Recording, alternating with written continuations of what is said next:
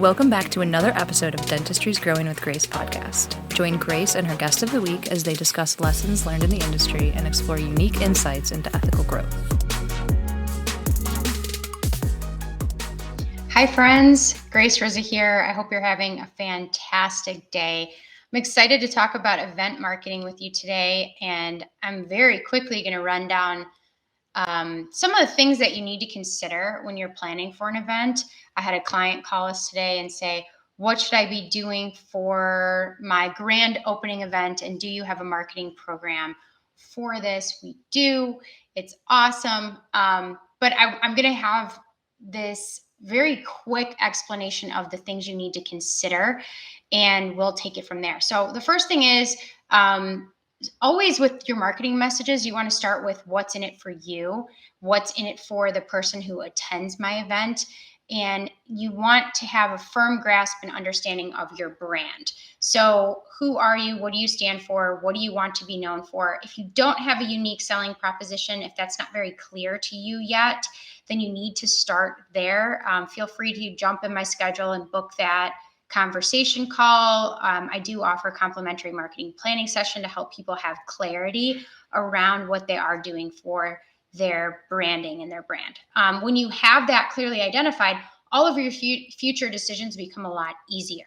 So, okay, let's say you have that, and I'll just come up with an example. Let's say you're a high-level, high-end fee-for-service office, and you're looking to attract people looking for cosmetics and implant dentistry, and you're primarily an adult practice where you're not really targeting children or moms with young kids. Instead, you're looking to bring in bigger cases, for lack of a better word.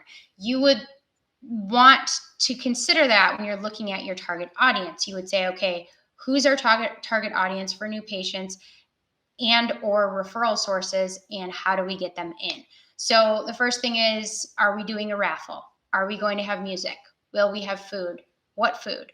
What's the nature of our practice? If we're a pediatric practice, we might want the tooth fairy to show up and sign autographs, or we might want a princess to show up and to put on a performance. You've got to give people a reason to attend other than to support you.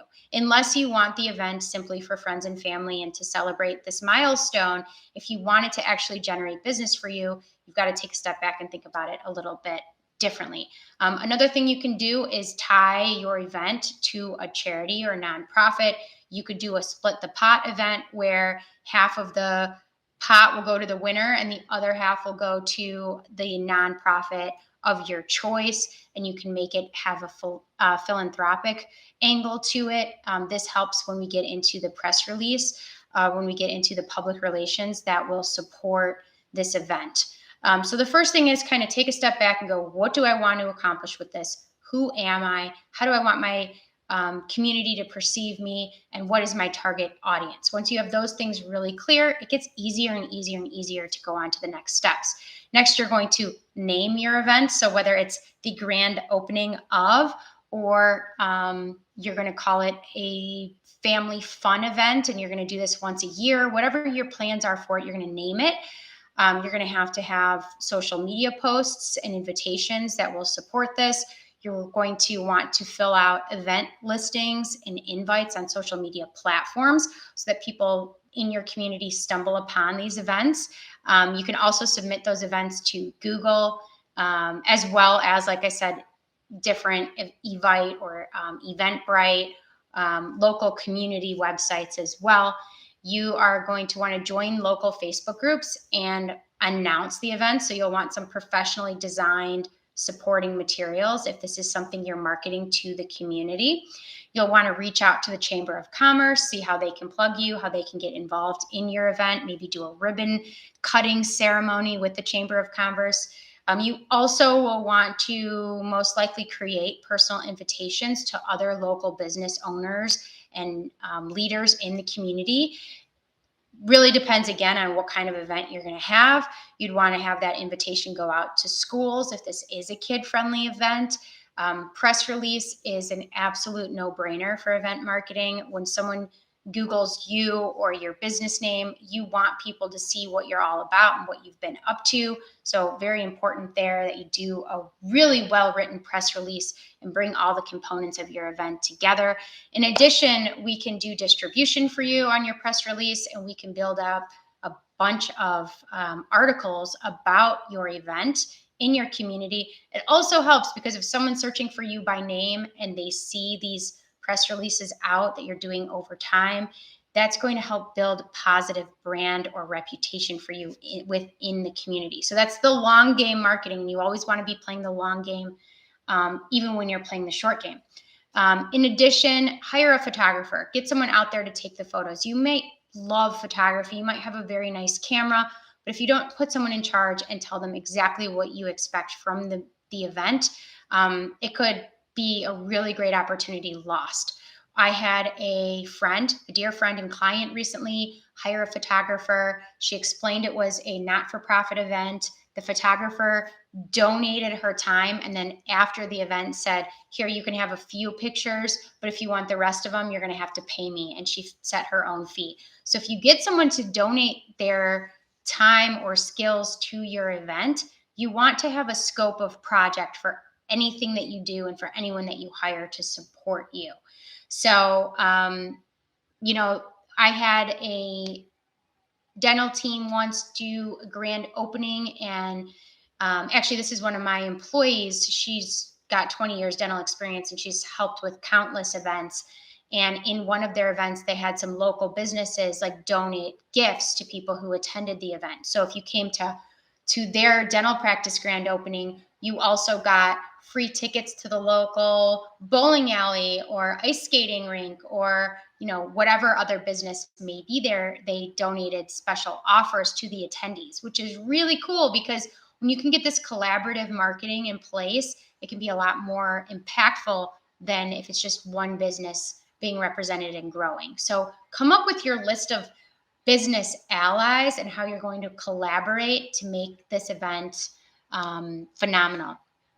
But at the end of the day, you need to think about what's in it for the person that you're looking to attract to the event, potential patients or referral sources. What is in it for them? Sometimes it makes sense to have one business wine and appetizers event where you're getting to know the other business owners in the community. Might be a different event than like a family fun day with a bounce house and face painters and balloon artists. Like those are two very maybe different tactics. So you want to think about, what are my goals for this event? Maybe it's 2 events, maybe it's 1, maybe it's a one-time grand opening, maybe it's an annual family fun day.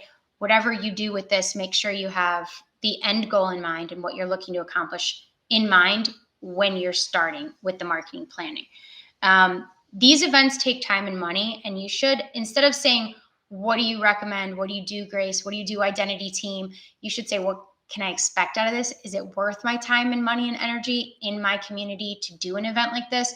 Or is this money better invested elsewhere? So, the answer to that question lies within you and what you expect from it. A lot of times people will host a grand opening just because they think they're supposed to do it. And then they don't really market it, or they don't put any money behind it. They don't put any time behind it, inviting people and getting the word out. And then they end up having like friends and family, cheese and wine, pictures and ribbon cutting, but it doesn't really generate a whole lot in terms of new patients. So the more you expect out of it, the more you're going to have to put into it. And if you aren't sure what to expect, feel free to reach out to us. We can talk you through how these things work. I think it's a fun thing to do. I think it's a milestone in your career when you open a practice. I think it should be celebrated, even if it is just the wine and cheese for friends and family and maybe a few referral sources. I think it's worth it. But if you do go big, just know it's going to take a lot of time and money to get that thing up and running. And it may not turn into immediate 100 or 200 new patients. If they're there to jump in the bounce house, and if they're there for food and music, they may not be there for dental care. So you're going to have to work really hard to have a call to action in the event to try to help people get booked with you, to network and meet these people. And this works best for the business owner that is outgoing, easily connects to other people, is very social.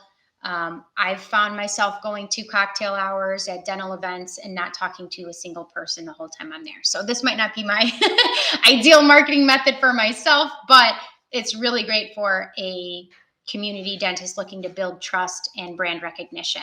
So you want to give them a reason to walk into the practice. So if let's say you're hosting a raffle, but in order to sign up for the raffle, you've got to go into the office and register. At least they get that experience of being in the office, and they can picture themselves as a patient.